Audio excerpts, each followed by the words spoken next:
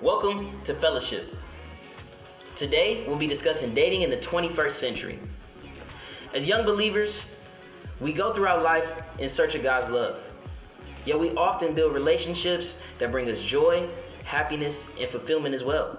Balancing the two can be one of the biggest tests of your faith. What is the biblical model of relationship? How are we supposed to? Whether the 21st century has spawned the dating apocalypse or in fact the dating revolution. With insight, you'll be able to anticipate the positive and negative consequences of your behavior. People make a serious mistake in thinking that you give to those whom you love. And the real answer is, you love those to whom you give. Faith without love is, as Paul says, a noisy gong, a clanging cymbal. It must be underwritten by love. Joining our discussion today, to my left, we have Jael Benjamin, spoken word artist, Jay Speaks. Sitting next to her, Laurina Hedd-Williams. She is an author, part of the DMV Top 30 Under 30, and also founder of the Breakthrough Tour. Next to her, we have Troy Duffie. Troy is a youth minister and entrepreneur. On my right, we have Brandon Cox. He's a co-leader of the young adult ministry at Greater Mount Calvary Holy Church. Next to him, we have Taliah S. Graves. She's an author, motivational blogger, and peace and healing curator. Next to her, we have Ronnell Brown. He is Every Nation Ministries campus missionary for the Washington, D.C. area. To begin today's discussion, we're going to be guided through a passage from the text. We're going to start with Isaiah 34:16. And it says, "Seek and read from the book of the Lord. Not one of these shall be missing. None shall be without her mate. For the mouth of the Lord has, and his spirit has gathered them." How do we as young believers find our soulmates? Through the Lord, through his text, and through your faith. I think I would say we would take a step back before we even begin that search to really make sure that we are working on ourselves and putting ourselves in the right position to be a mate and be someone's mate.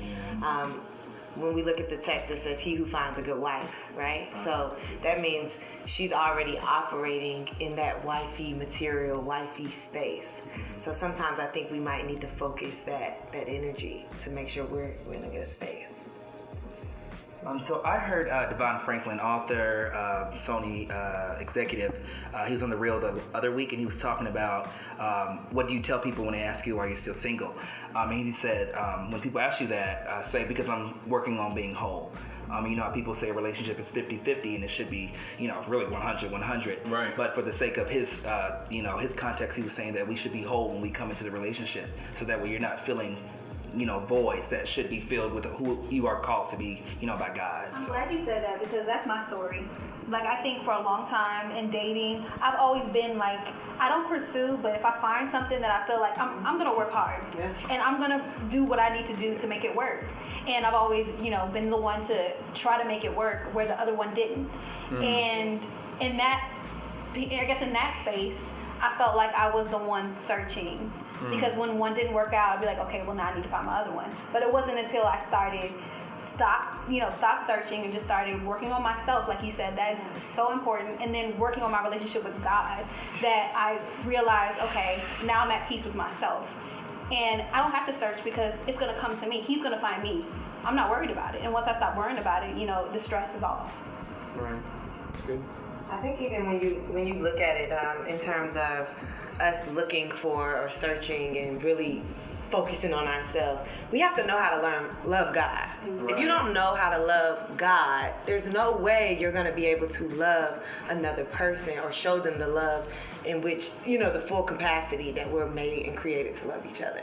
So I think a lot of times we're looking for something that we don't even know what it is or what it looks like. So if God is love, and in our single selves, just keeping it real, it gets lonely. It's cuffing season. It is cuffing season, and you're looking at everybody in relationships, and you're trying to figure it out. You're like, God, I done fasted, I done prayed, where he at, right? But I think that's the moment where God's like, I'm not about to bring somebody else into our relationship when you're not even loving me the right way. When you're not paying attention to me and how I'm speaking to you and things that I'm saying. Why would I bring somebody else for you to show them more love than you show me? But to even Troy's point too, I mean, just living in a Western society, you're often going to be put in spaces where, you know, God is in our whole everyday focus all throughout our whole day. You know, you have to actively put him on your mind. You have to actively make those strides to do it for yourself. So while it definitely is an effort and it's like, you know, the challenge, that's the whole struggle of your faith, there is also the reality and the practicality of like, you know, you're going to be in spaces, you may connect with somebody, you may feel like, you know, God, did you put this person in my life for this purpose? You know what I'm saying? Am I ready right now? Because, you know, like even as we even talked about, you know, different contexts within the Bible, like those people that, you know, that he put together at different times. I mean, you're reading the text and you don't necessarily know if that person is full in that moment. You know what I'm saying? God is using them in that time. Right. So, you know, like, what is that balance? What does that look like? I guess the reality is, because I try to, these days, I try not to over spiritualize things and try to think about how, you know, I don't want to say normal people because, you know, whatever. Yeah. But, you know, you're on Instagram, you're on Facebook. Everybody's getting married. Everybody's having engagements, whether it's at homecomings, at somebody else's wedding, you at the club. And it's like people our age, millennials. And it's just like, okay, Lord, now, what's going on? Because you're calling me to this great whatever, because I don't know what it is right now. And I'm lonely. You know, I want somebody. I need somebody with me. And I think person. And then we miss out on who we are first, like Jael said, or who God is, I guess, in us. Because, you know, we all have we all are creations of, you know, God. So it's just like, well, what does God say about me? Right. And then, like, after I can define, like, what God says about me, what am I looking for? Like, stop looking, you know, just kind of follow this path. Allow yourself to mess up. Allow yourself to, you know, regroup, grow, learn. And then at some point, because, you know, if you believe in predestination, it's going to happen. But even then, keeping yourself, like you said, like, I feel like the whole struggle with saying, like, you know, you're waiting on God, you're trying to work on yourself, you're trying to understand again, you know, like, you let's say you connect with somebody in a way that, you know, as people always say when they're young and in love, I never connected with nobody this way before in my life. You know what I'm saying? Like, and it's like, you really, I feel like naturally, like, believers have like a natural tendency to want to breathe life into whoever they're with, and to want to build them up and to grow them as well. Right. So that in a sense, you're giving yourself already. So even keeping yourself, like, not trying to have sex with that person is going to be difficult for you, because if you're working on this person and you seeing God and puts people in your life, because I feel like even as a believer, like, you naturally, like, are almost feel like brought up to know, like, whenever you're around somebody, you need to be breathing life into them and looking for his support and from them as well. So, like, holding yourself from that person is going to be difficult. You know what I'm saying? Like, and you're going to be naturally in settings where you're not going to necessarily want to make that decision. I think when you say naturally in settings, what do you mean by that? Well, let's say you hanging out with somebody and y'all go to the movies, or, you know what I'm saying, y'all go grab a bite to eat, or, you know, they come over and y'all just have conversation. I feel like even if you and just two people, they have an intense spiritual conversation, there's going to be a tension moment where it's like, you know what, we really connecting right now. You know what I'm saying? We connecting in a way that maybe God, I don't know if he's intending on this connection right now, but we connecting there. You know what I'm saying? I feel what you're saying. So I was Laurina just hit it on the head. I was going to talk about boundaries.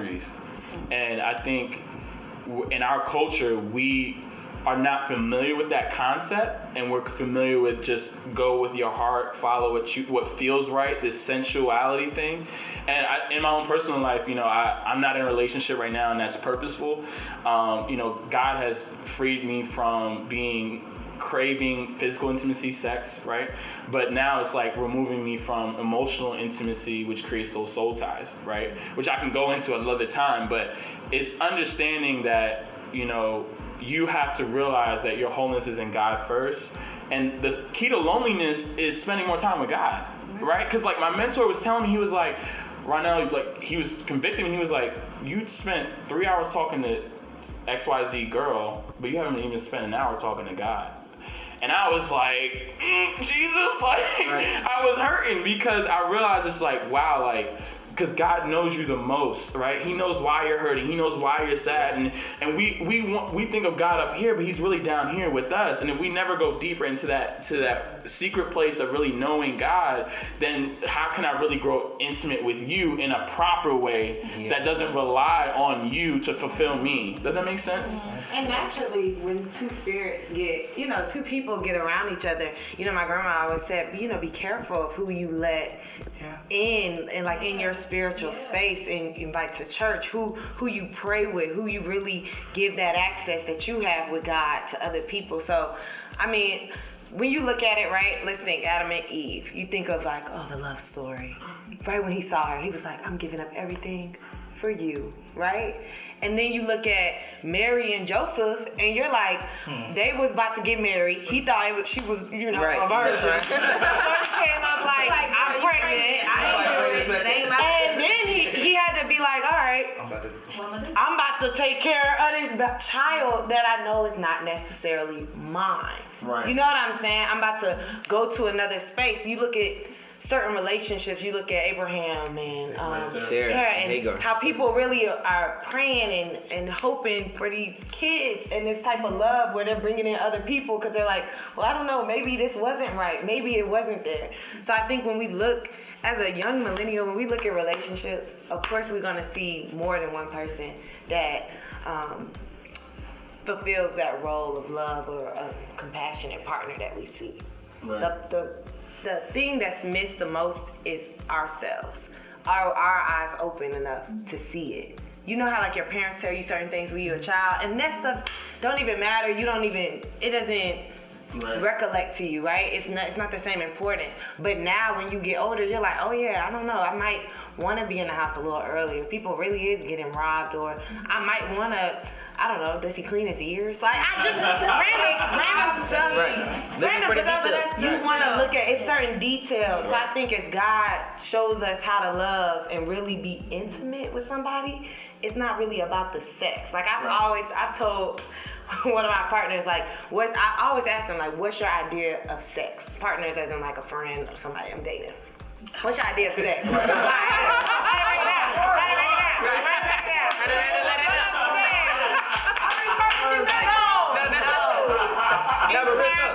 In terms of sex, I always ask people that when I'm dating them. I'm like, hey, what's your idea of sex? And if all they can tell me is the physical and I understand that your mindset is limited in the ability of love and what love can do.